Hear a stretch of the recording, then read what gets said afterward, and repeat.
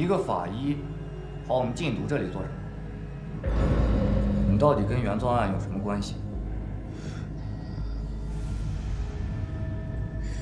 没关系。那你为什么会出现在交易现场？说呀，你跑来这里做什么？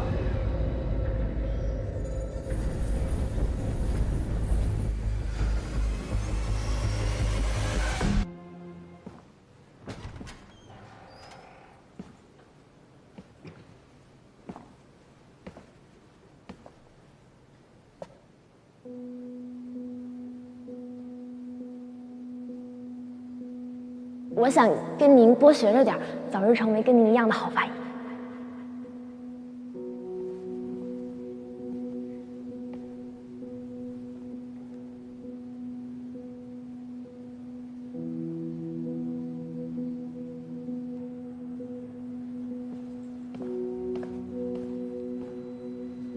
朱队，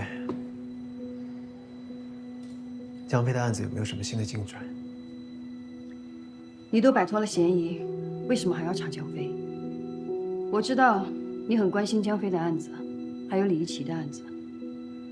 我也知道你有能力带我们接近真相，但是至今为止，你也没有向我们解释清楚，在这2个案子当中，你出现的巧合，包括这一次，你为什么会独自去查江飞？我希望你回答我的问题，并且在我信任你之前，我不会回答你任何与本案相关的问题。朱队，我是一名法医，当死亡发生的时候，只有法医可以替死者说出他们死前究竟经历了什么。而且，我相信，不管是谁，即便是像江飞这样的毒贩，他们也有权利得到一个真相。我在江飞的案子看到了他杀的可能性，所以我一定要查出真相。但是他又是一个固执的人，韩风也一样，所以我希望你把他俩能够凝聚在一起，好好办案。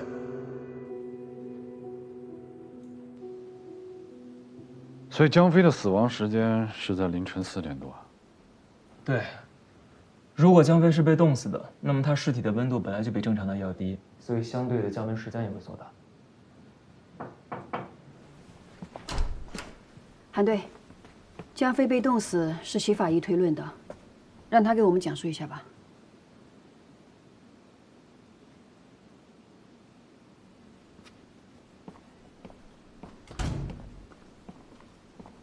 现在只知道江飞是被凶手冻死的，但是没有任何线索可以找到凶手。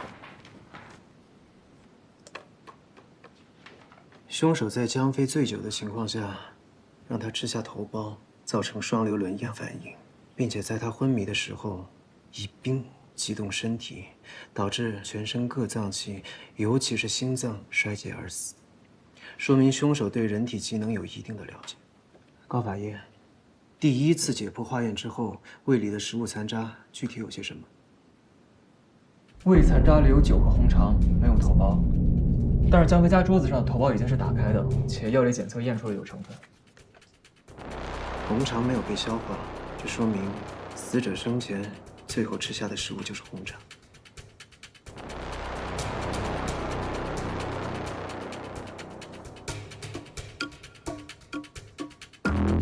现场有找到把刀吗？没有。红肠有被刀切过的痕迹，却没有找到刀，会不会被人拿走了？江飞的尸体上没有任何的外伤，就算有刀，也不可能是凶器。凶手为什么要把刀带走？你们在现场做卢米诺了吗？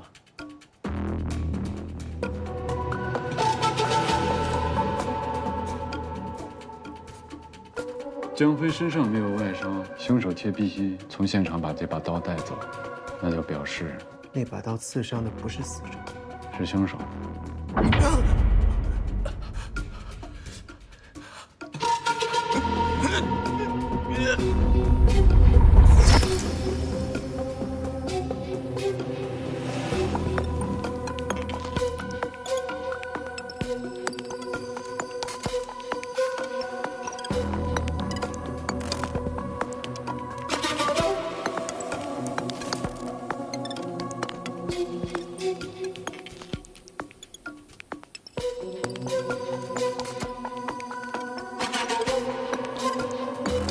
这如果不是江飞的血，就只能是凶手的了。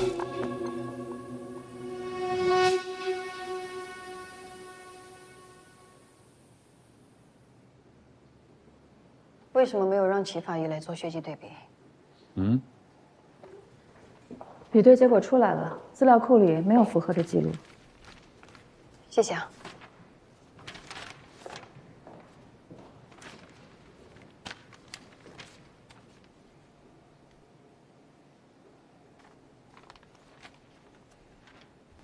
目前这几起案件的时间顺序是：7号晚上，邱兰子跟着我们一起去参加了788夜店伤人案的调查。紧接着，他跟高法医还有齐法医一起去做了李一奇血液检测比对工作，一直到隔天。第二天中午，我们发现了江飞的尸体，邱兰子随后到了现场。当晚，他同齐法医还有高法医对江飞的尸体进行了解剖。我们在邱兰子的胃部发现了胃药的肠溶胶囊残片。按照药物溶解的速度以及时间线来推演，邱兰子服用胃药的时间，应该是在解剖完江飞的尸体之后，到他死亡的这段时间之内。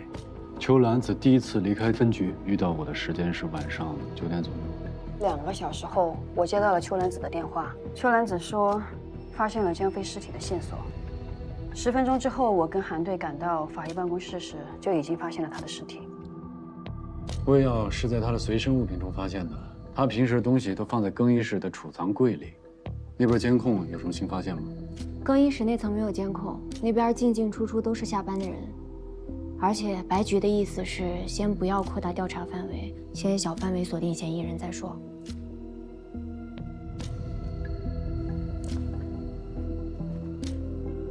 那么邱兰子最有可能服下药的时间是在离开分局到再重新回来这中间，只是我们不知道他去了哪，见了谁。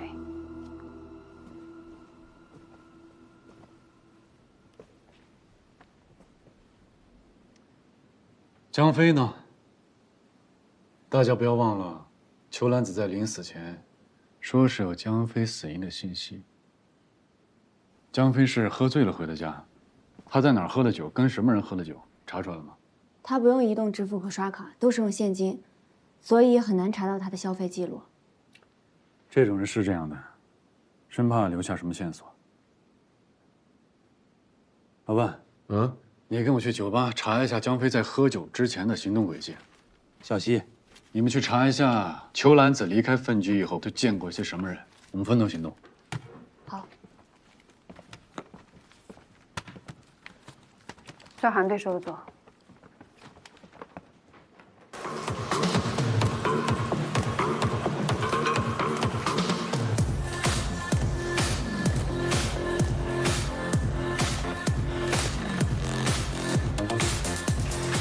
韩哥，就是别介啊，韩哥。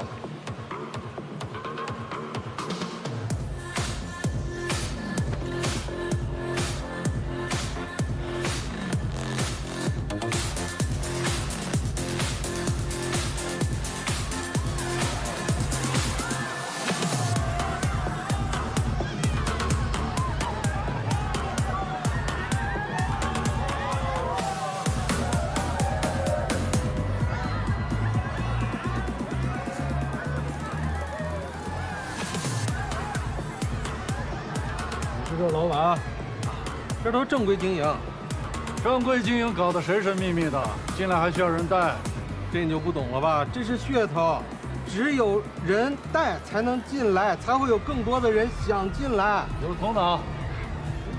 既然进来都需要人带，那前天来过什么人你都应该知道吧？警官，我这每天这么多人，我怎么记得住啊？带我们去监控看。警官，你得有协查通知单。协查通知单是吧？我现在给我治安大队的同事电话，让他们来协查一下。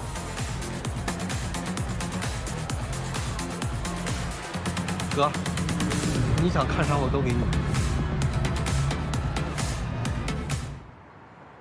我们查了江飞的社会关系非常的复杂，他在全国各个城市都生活过，像他这样的贩毒人员会有很多的仇家。如果单纯从杀人动机来看的话，嫌疑人就不会少。这个是我们看到他那个影厅的账本，上面光是吸毒人员就高达40个，这还不包括买仿真枪、血浆和违禁药的。朱队，这是你要的秋兰子的手机。有什么发现？我查了秋兰子的通话记录，她从9点离开分局后，5分钟内接连拨通了4通电话，而且都是打给同一个人。打给谁的？是一个化学工厂实验室，但当时是下班时间，他打的又是总机，所以具体联系谁还查不到。一定要查到这个工厂跟秋兰子到底是什么关系。好，朱队，你们查过秋兰子的手机了吗？小西刚才拿过来了。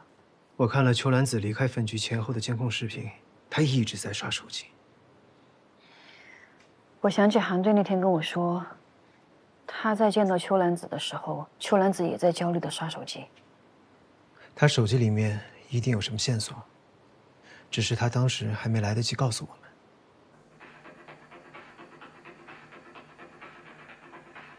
停。跟江飞喝酒的那个女孩叫什么？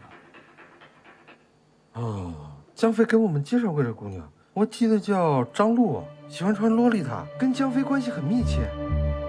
他用手机拍摄江飞的尸体。解剖室不是不能带手机吗？他这么做也许有什么隐情。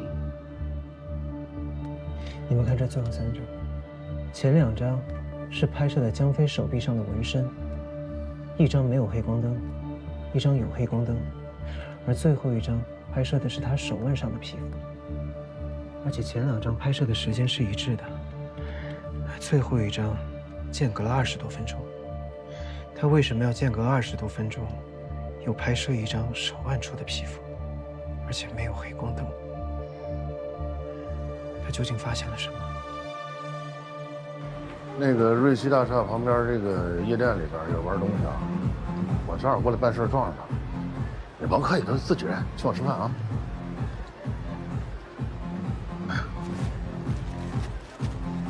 老外，辛苦了。有啥可辛苦的？我是朱队嘛，非让我跟你一块出任务，没什么可辛苦的。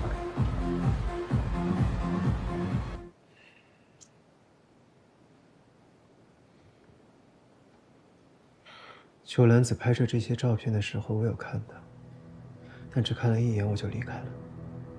当时我跟赵医生在隔壁房间做毒理检测的取样，如果戚主任你也离开了，那么解剖室里就只剩兰子一个人。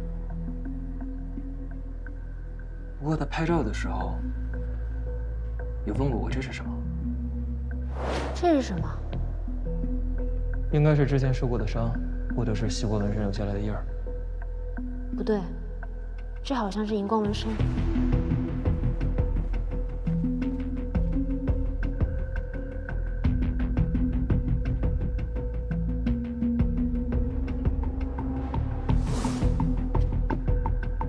2张拍摄左手小臂的纹身，1张原色，1张黑光灯。如果按照前2张的拍摄逻辑，那么应该还有1张黑光灯的照片。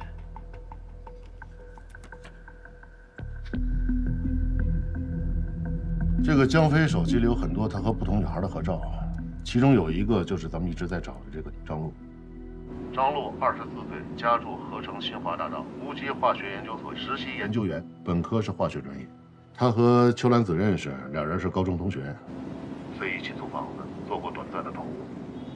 我们查到的通话记录里，秋兰子最后打的电话就是打到张璐的工作单位。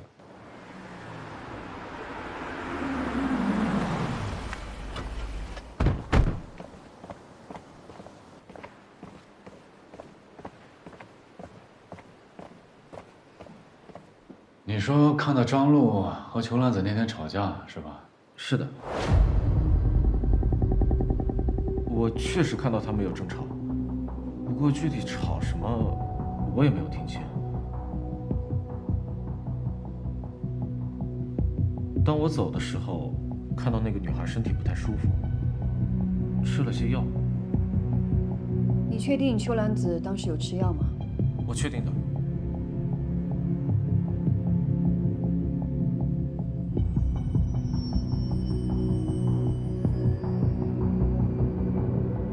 张路人呢？韩队，已经根据您给的信息全程布控。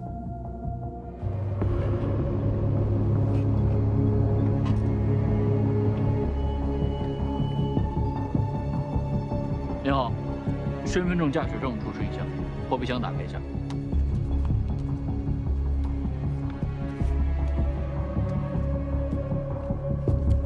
你是张璐吧？张璐，请你配合调查。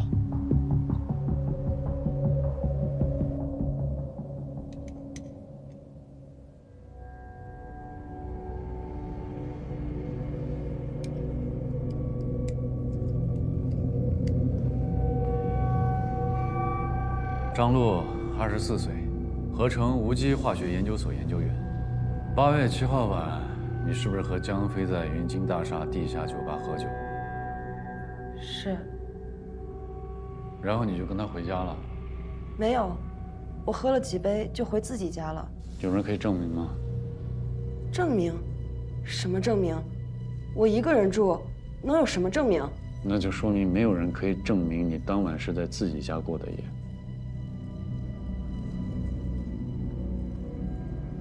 你最后一次见江飞，他是个什么状态？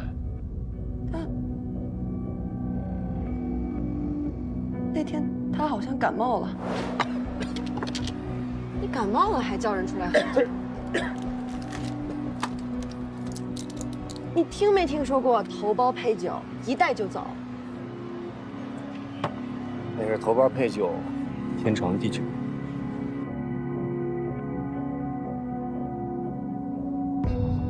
食指的伤怎么来的？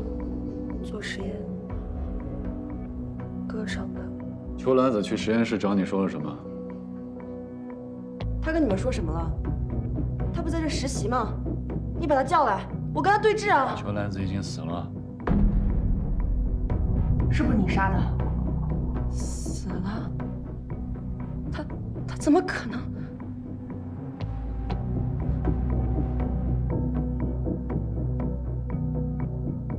张璐，现在怀疑你是江飞、秋兰子被害案的重要嫌疑人，你还有什么要说的吗？如果张璐的血迹跟我们在江飞家采样的血迹吻合，那他就最有可能是杀害江飞的凶手。我没有杀人，我没有，我真的没有。你就老老实实回答问题。他都跟你说什么了？他跟我说，江飞死了，他在尸体上看到了我的名字。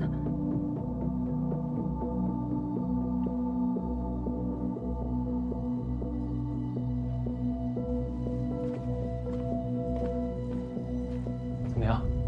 稍等一下。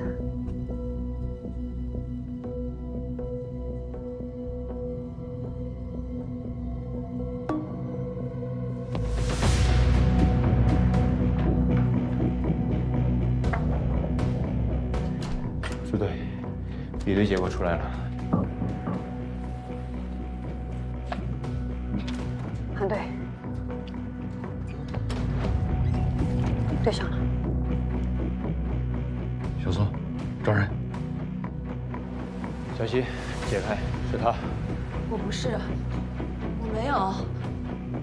我没有杀人，真的不是我，真的不是我，真的不是我！我说了，我没有杀人，真的不是我，真的不是我！我求求你们了，不要抓我，真的不是我！我说过了，装错人了，真的不是我，真的不是我，真的不是我！你们装错人了，真的不是我，真的不是我！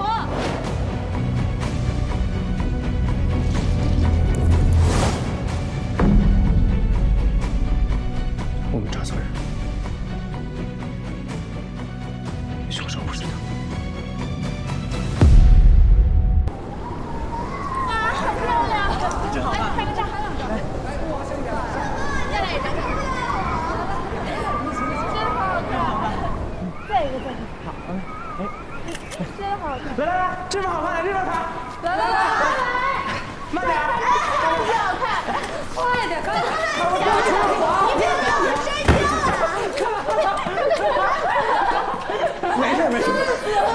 我刚不摔了，就是。咱们拍个视频吧。行，好。来，依依往中间来。咱俩一对来，好嘞。哎，往后面去一点。哎，你看我这样行吗？来，开心一点。行。咋了？咋了？那有人！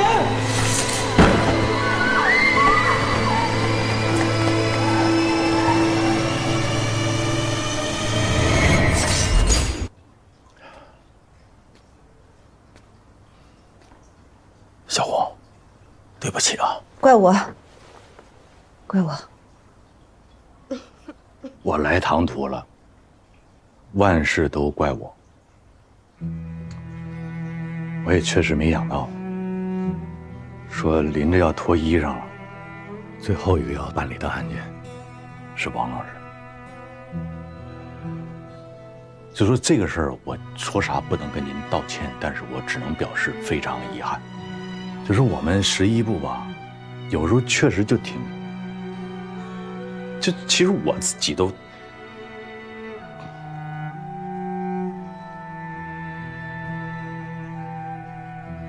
主要是能力有限。明天我就请个假，我得先去趟北京办点事儿。所以说以后什么时候还能再跟您聚在一起，不好说。今天能凑一块儿，非常感恩。我在此祝顺利。大姨啊，别生我气啊！祝顺利。曾主任，同祝顺利。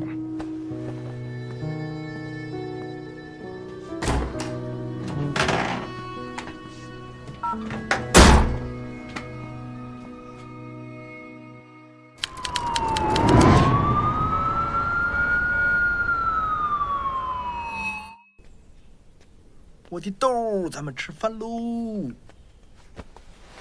老爷 ，Good morning。红豆小朋友，早上好。徐同志好。两回啊，好。一会儿呢，我去送豆豆，你呀就直接去机场。谢谢徐总同志，你辛苦了。爸爸，你去北京什么时候回来？我过两天就回来呀。那妈妈什么时候回来？她得放假。我已经开始想你们了。豆豆啊，等你爸爸妈妈在北京安顿好了，然后呢，你就可以去北京了。到时候啊，你就天天和你爸爸妈妈在一起啊。老爷，到时候我就该想你了。哎呀，我的小豆豆，老爷没有白疼你啊。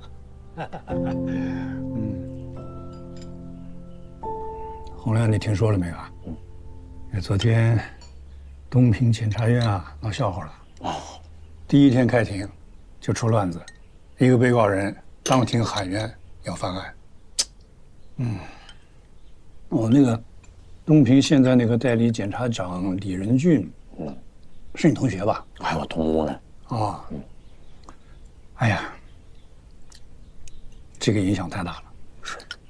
所以我一直跟你说呀，检察官不好干的。是的。胡亮，我劝你改行这个事儿，你以后不会怪我吧？怎么会呢？我跟您汇报一下，徐同志，我这2天又认真的重新思考了一下这个问题。我觉得您提的这个意见，高瞻远瞩。就趁着我现在年富力强，换个赛道，还能再搏一把，也有个回旋余地。豆豆，快点吃啊！一会儿姥爷跟你一块儿去幼儿园。好。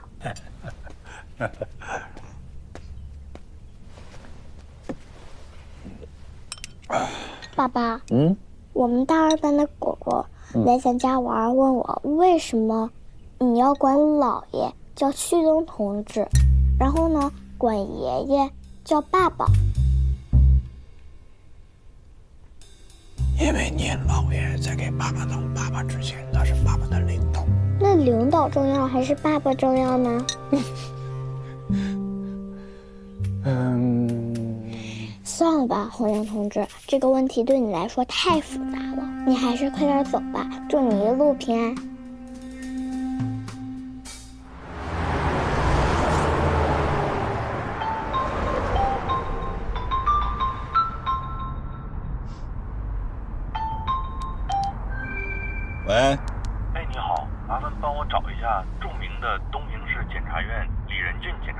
咋的？挤兑我是不是？你的一贯伎俩，伤口上撒盐是吗？嗯，听出来了，气儿不顺呐。哎，我八卦一下，听说你们单位出事了。这个情况昨天省院就已经知道了。哎，不是，我说你这要脱衣服了，对工作就这么不上心啊？我确实不是一个八卦的人。我也是今天早上听这个省政协的某位同志说的，我才知道的。我这不关心你一下吗？咋样啊？啥情况啊？热闹吗？我谢谢你的关心。这么大个案子，前后我忙活了2年多的时间，一共20多个被告人，就一个当庭喊冤的，你觉得能有多大事儿？你代理检察长是先人省了呀？因为我要去北京嘛，我这忙里偷闲，我还不忘关心你一下。希望你呢也能够领点我的情，好吧？领，哎，你这看热闹的情啊，我肯定领啊。不过不好意思，我还扛得住，让你失望了。行了，不开玩笑了啊！我叮你一句，案子无小事，认真对待。嗯，行了，你一路平安吧。代问江民好啊。OK， 好，拜。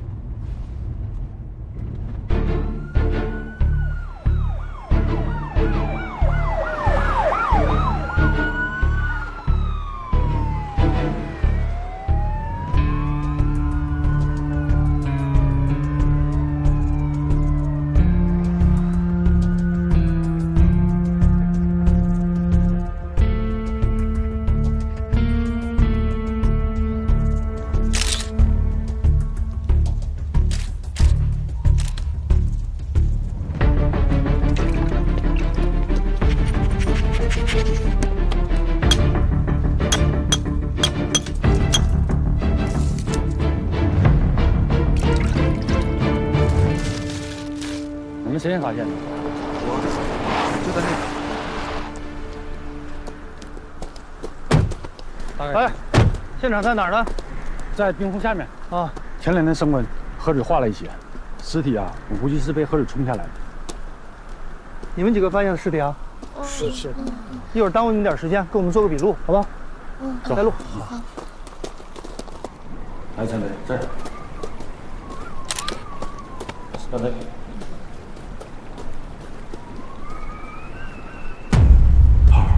检察员呢？你带队，河上游地毯上搜一遍。是。南京，给这几个大学生做个笔录，详细的询问一下发现尸体的过程。愣着干什么呀？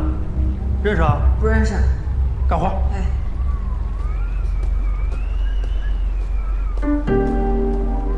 哎，老二，按我到现场啊。是尸检专业的乔振兴。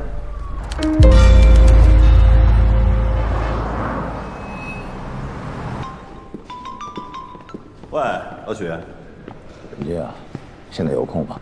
到我这儿来一趟。什么事儿啊？电话里说呗。不行，咱们得见面聊。这么大事儿啊，非得见面说？赶紧过来。啊，行吧，那一会儿见啊。这会我就不参加了，把会议记录做得详细点，回头发我去一趟市局。好的，李爷。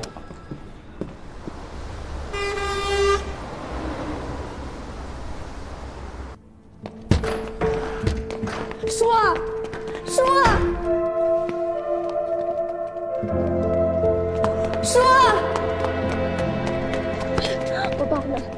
我爸呢？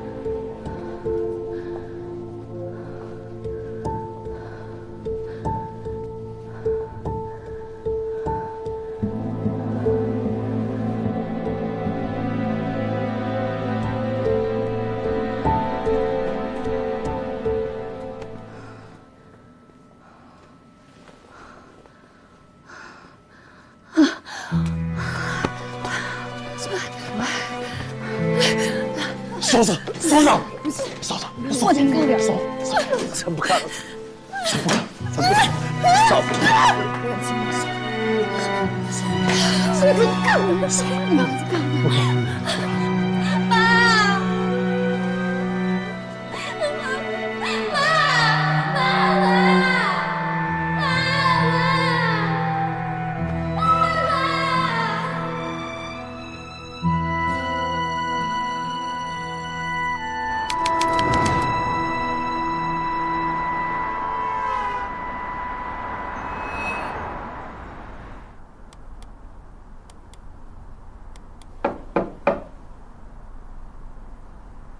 进来。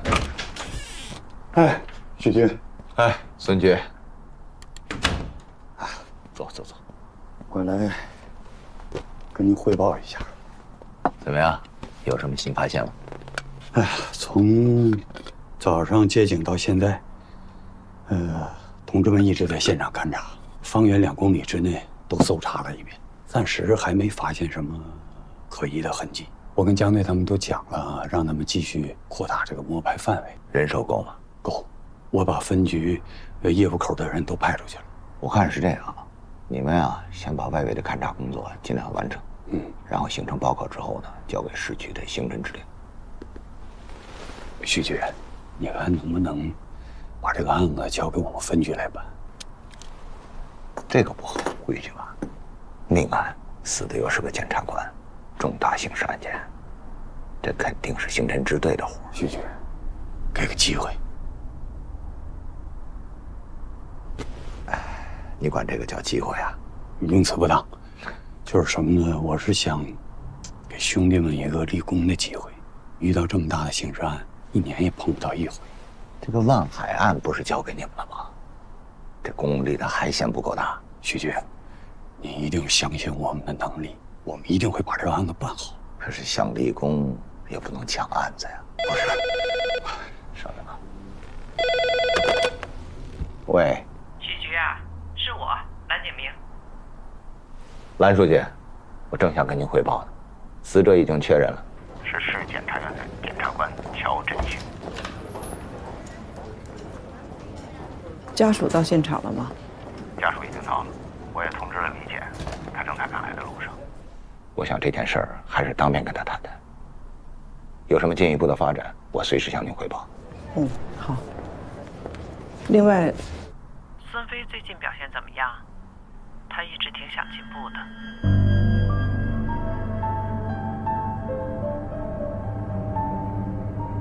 明白了，蓝书记，您还有什么指示？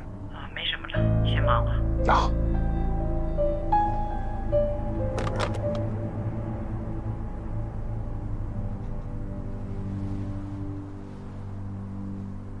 可以啊，孙局，面子够大。蓝书记电话都过来了。嗨，哎呀，就是前些年我给领导们鞍前马后的啊，领导们也这些我不管，案子可以给你。哎呀，但我有个要求，随时要向我汇报。徐局，您的恩情我记心里了。咱不来这套，办好案子才是关键。你必须的。我去。进来。哎，就你们门口那条路，没有一天不堵车的。有什么事儿不能电话里说呀？非得让跑的。哎，李局，我先走。好，你先走，你先走。李健啊，不好意思啊，让你特意跑一趟。嗨，什么事儿啊？咱们先说好啊，你要控制好你的情绪，不能上头。赶紧说吧。你们那儿是不是有一个检察官叫乔振兴？啊，我们一部主任，我大学同学死了。节哀。在这个调查结果出来之前，我们还不知道是意外还是他杀还是自杀。但我这儿有个小小的建议。死了？在事情定性之前，咱们先都不对外表态，也不和家属接触。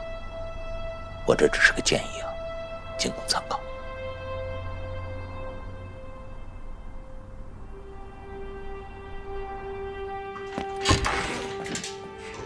小美，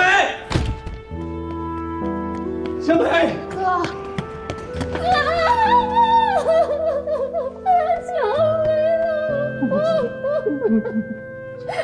小美，小美，小美。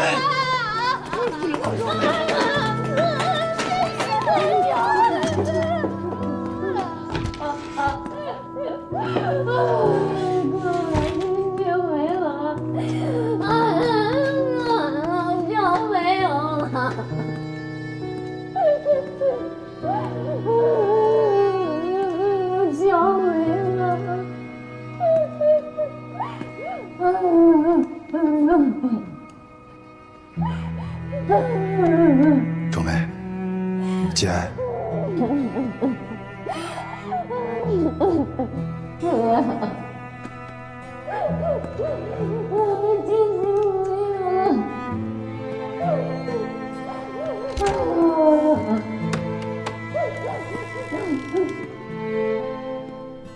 岳母挫伤微点，一般的啊，对不起。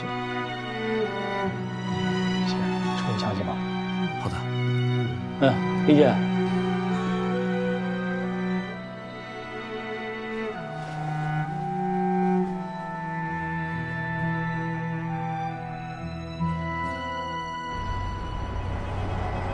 实在不好意思啊，他说马上就到了。好，没关系。哎，1分钟，1分钟，马上就来了。你看这是不是？洪亮，这边，没事，稍等啊。就这儿，就这儿，这儿停。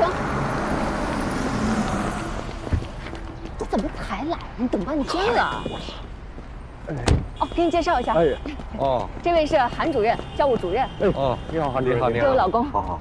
那校长等着呢，咱们赶紧走。稍等，我取个行李。哦，好。不好意思啊。哎呦，证书都带了吗？全都带了1个。出门我先查了一遍。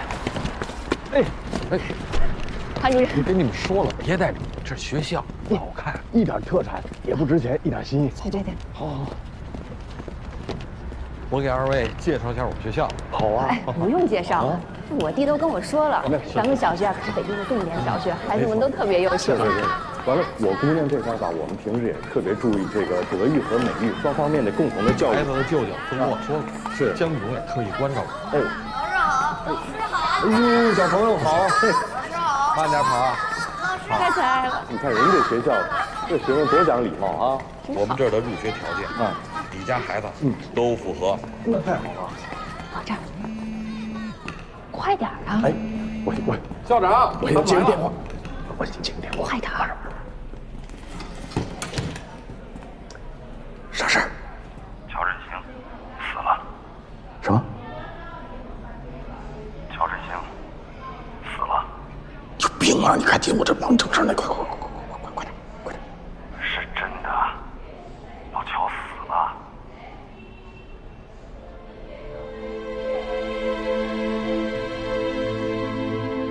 啥病？不是病。市局法医那边推测溺亡淹死的。啥时候？哪儿啊？永清河，几个大学生发现的。这个天上永清河干嘛？我哪知道他上那儿干嘛去？我哪知道他为什么要去那儿啊？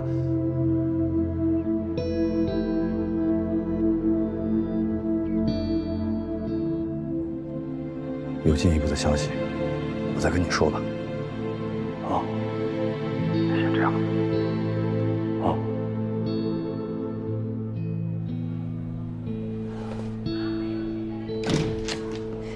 洪亮，洪亮，干嘛呢这？快点！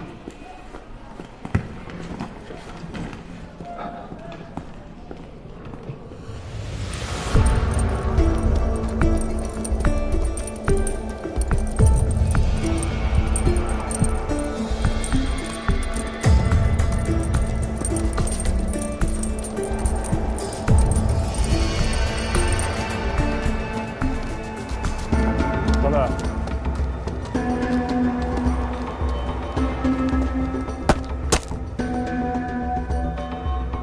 救助管理员呢？我是。以你的经验，像这种情况是多久之前凿的呀？这应该是昨天凿的。我看一眼就知道。我们天天巡查呀，查的就是这个。小杜，让痕迹把这个十字镐上的指纹提取一下，跟死者做个比对。江队，收到。班上这个车好像有点问题啊。来了，把这个地方警戒圈起来。往后面。怎么了？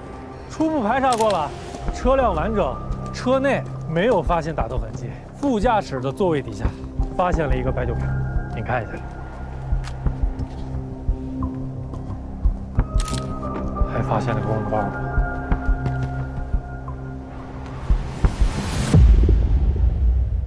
那您要是一居的话呢，就是性价比高一点，但是空间上呢可能紧张那么一点点。这套房源，它这个离学校也就是1公里多，开车的话就是4、5分钟吧。这套房的话是家具家电全带。洪亮，你说咱们租个1居还是2居啊？可以。也可以先租个1居，然后等你调过来之后，咱们再换个打扮，你说呢？对。嗯。出来。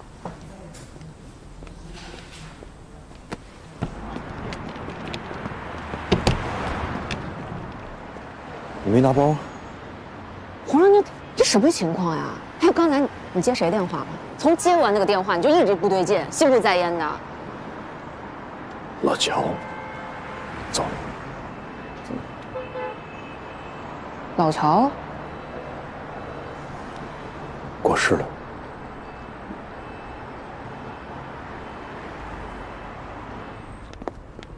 啊，就这儿啊？对，就这儿，就这儿。行，您告诉我打电话。您请进。哎。哦，行，那咱先看。哎，好，您请，您请。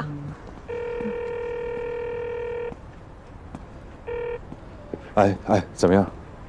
公安给我来电话了，说在永庆河的上游发现一个冰窟窿，旁边有振兴的车、包，还有衣服。那就是说他掉进去之后冲进来了？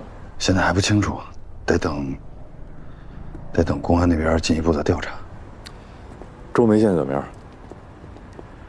你说谁能接受得了呢？人走太突然了。今天有时间的时候也去趟他们家里边，看点周梅，还有冉冉。先这样。好。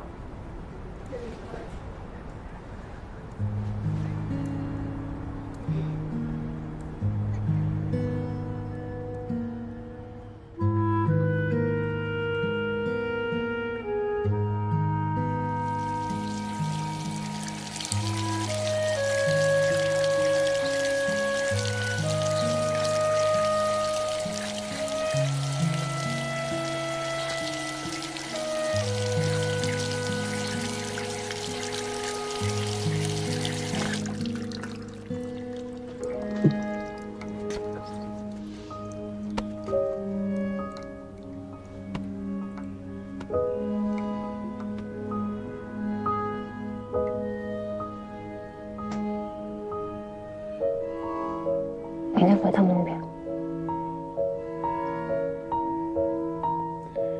明天中午得跟张总吃饭，约好。以后张总就说我老板了。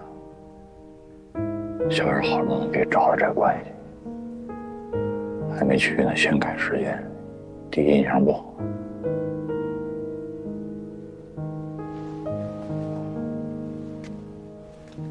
他欠小远个人情，我让小远跟他说，改一天多大点事儿啊！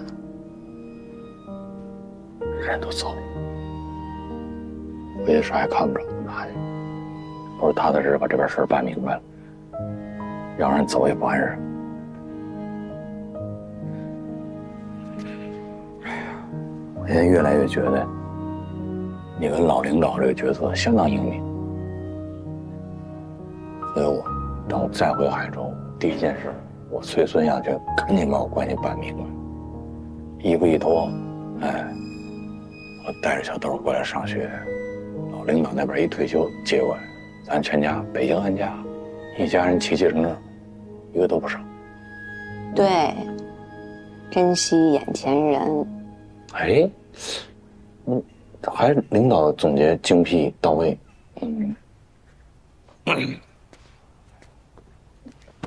还怎么着？我再问你一遍，确定，不回东平了，我可跟你嫁了。我就先不回了，假攒着呗。攒什么攒？嫁还要攒的，过这村就没这店儿。咋这样呢？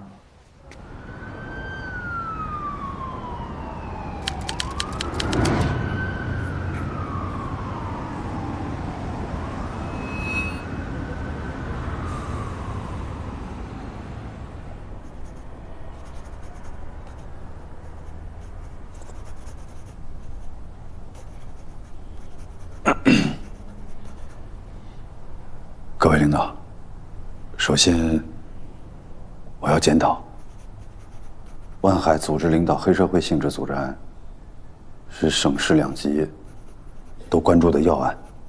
开庭第一天就出现了被告人干扰审判的事情，我有不可推卸的责任。对于像张文京这样精通法律的专业人士，我们准备的不充分，功课做的不扎实，对案件处理造成了极大的影响。庭审视频我们都看了，张文京喊的万海不是黑社会，为什么？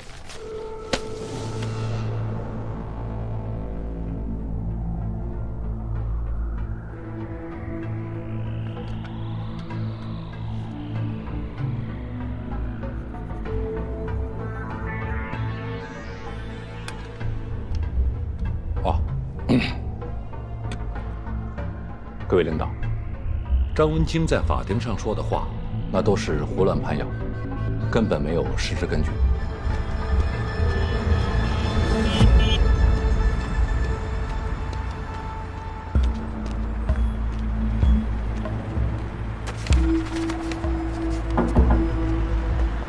我们经过审查发现，张文京在万氏集团任职期间，曾多次为该集团的违法犯罪行为提供帮助，甚至涉嫌参与多起诈骗、敲诈勒索等相关案件。他一开始呢，拒不承认自己的罪行，并且辩称说自己只不过是万氏集团的一名法务，他给万氏集团提供的服务也是法律中性工作，甚至说他对他服务的这家公司是不是犯罪了，他都不清楚。可实际上，张文京是从11年前就担任万氏集团的法务总监了。这么多年过去了，他怎么可能对他服务的公司不了解呢？其实啊，他就是利用他学到的法律知识，协助犯罪团伙规避法律制裁。这个被告人当庭喊冤，他的原因和目的是什么？张文京当庭喊冤，严重的干扰了法庭秩序，混淆视听，干扰了我们审判。他呢，这是一种手段，是为自己脱罪的一种手段，或者说，他非常清楚，他有非常深厚的法律知识，并且熟悉我们的审判流程，所以他特意等着开庭的第一天，有大量媒体在的时候喊冤，其目的就是为了引起媒体的关注和报道，博取同情，并且利用舆论裹挟我们审判的方向。领导，我要汇报一件事情。我们一部主任乔振兴同志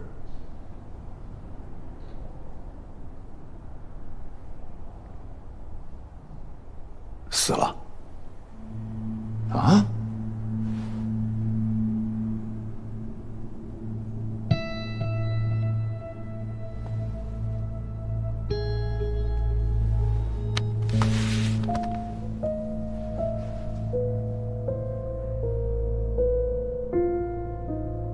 死的？什么时候的事啊？我已经去过市局了。截止到目前，调查工作没有实质性的进展。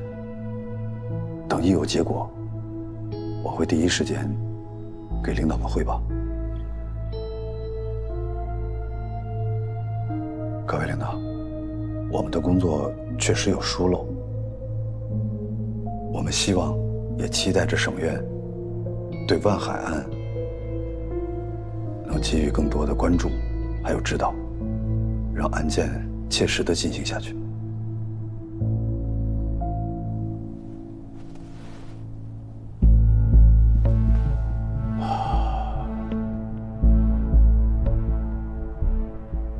时间也不早了，这么晚了还叫大家来开会，辛苦了。这样吧，你们先回去，我们这边再开一个党组会，研究研究。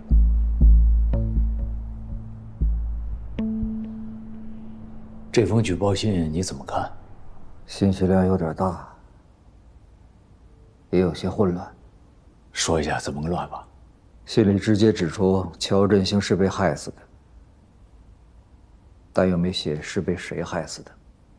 举报李仁俊是东平真正的黑社会保护伞，万海团伙不是东平真正的黑社会，也就是说，东平还有可能存在另外一个黑社会团伙，并且其背后有政法系统的保护伞。这封信对乔振兴、李仁俊、万海案提出了明确的定性，但只是观点，没说原因。对于这样的举报信，我们是有明确的规定的，必须查。在中国法律体系持续健全、法治社会建设稳步推进的当下，如果发生这样的案件，那将是极其罕见、骇人听闻的。对，可是张姐，别的不说，首先时间就不够。乔振兴、李仁俊、万海都跟万海案有关，包括张文金当庭喊冤，这都是搅在一起的。想要查清一点，其他也得理清。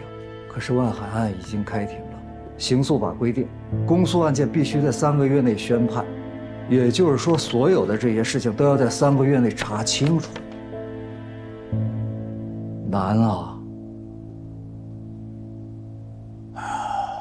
难，也得查。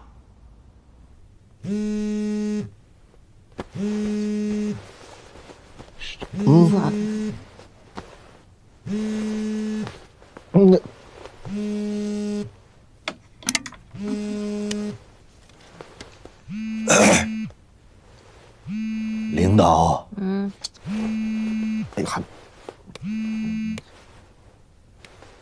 领导好。洪亮，哎，到北京了吧？到了，今天到的。怎么样？还顺利吗？托您的福，一切顺利。那就好。明天啊，需要你回来一趟。哎，领导，我方便问一下，我需要准备哪些材料吗？因为我不知道什么任务。不需要，明天下午下班之前回来就可以。好，没问题，保证不迟到，您放心。那明天单位见。好的。早点休息。哎，领导再见。什么玩意儿？今天下午是谁打死说也不回去了？还是单位的领导说话好使？哎呀，真不由己，真是。什么玩意儿？你，哎呀！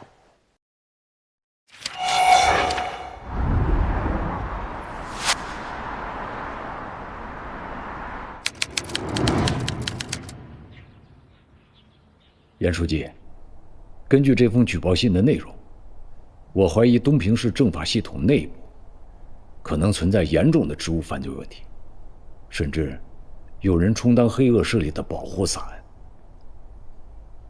万海案是轰动全省的大案要案，我建议省检察院成立一个指导组，让11部的同志参与其中，指导办理张文金案的同时，暗查东平政法系统内部是否存在职务犯罪行为，是否有人充当黑恶势力的保护伞，如果有，一旦查实，坚决打击，绝不姑息。明白。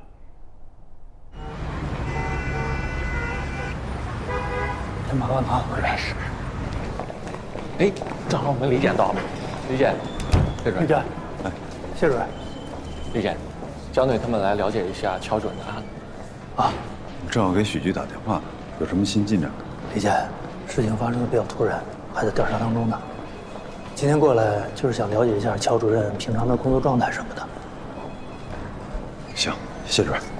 那个关主任，你配合一下。哎，太麻烦了啊。哎，没事，哎，江队。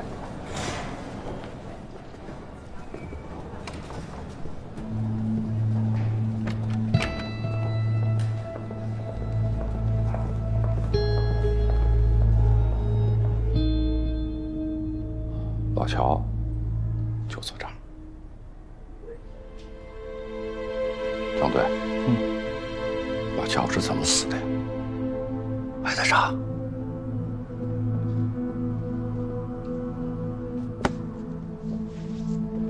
谢帅，乔主任平时跟同事们关系怎么样？关系挺好的。那他最近这段时间有没有什么不顺心的事儿，或者说他情绪上有没有啥异常？焦队，乔主任这个人呢，平时就不爱说话，把他从万海岸上撤下来以后呢，就更不爱说话。万海岸这么大的案子，把他从主办检察官上撤下来，这全院上下都盯着呢，脸面上可能挂不住。你说这好好的一个人，怎么说没就没了呢？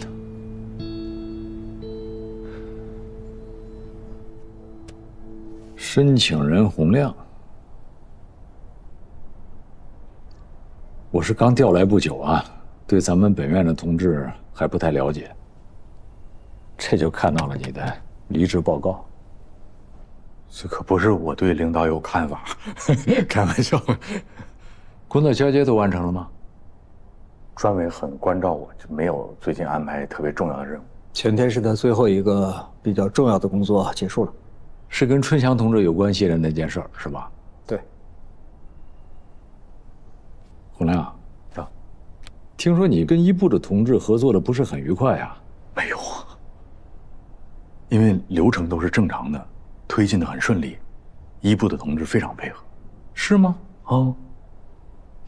那一部的主任亚平同志，你合作完了以后有什么想说的？就人很好啊，就是性格比较直爽，性情中人。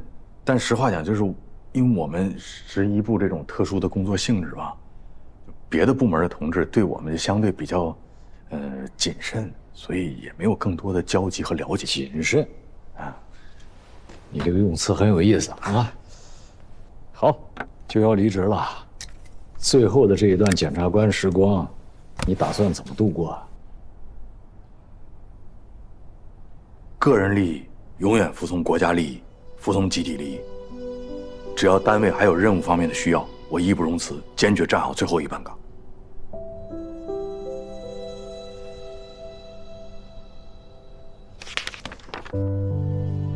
在任18年，也才40多岁，这就要离开这个岗位，舍得吗？肯定舍不得呀。哦，对了，你老家是东平吗？对，东平市开发区洪家村人。我父母还在嘛，所以我没事老得回去。哎呀，这个东平最近是真不太平。万海岸是吧？最近又出了一件事儿，那个乔振兴的死亡。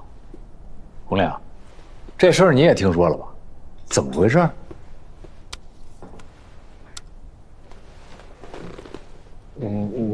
我不太了解具体情况，就是他们给我打完电话，也没说清楚，就说是溺亡。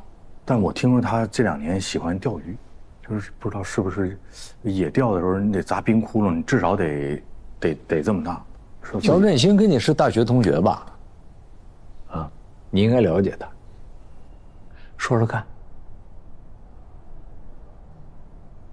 应该说他是我认识的朋友当中，最纯粹的一个人。怎么说？对理想，对人生的规划，明确的认为自己的目标就界定为检察官，那还真就实现了。就是我们上大学大一上学期那会儿，我记得那时候我就在开水房，我专门问过他，我说哥们儿，你这为啥当检察官啊？他就跟我说，因为检察官是坚守正义底线、捍卫公平的卫士。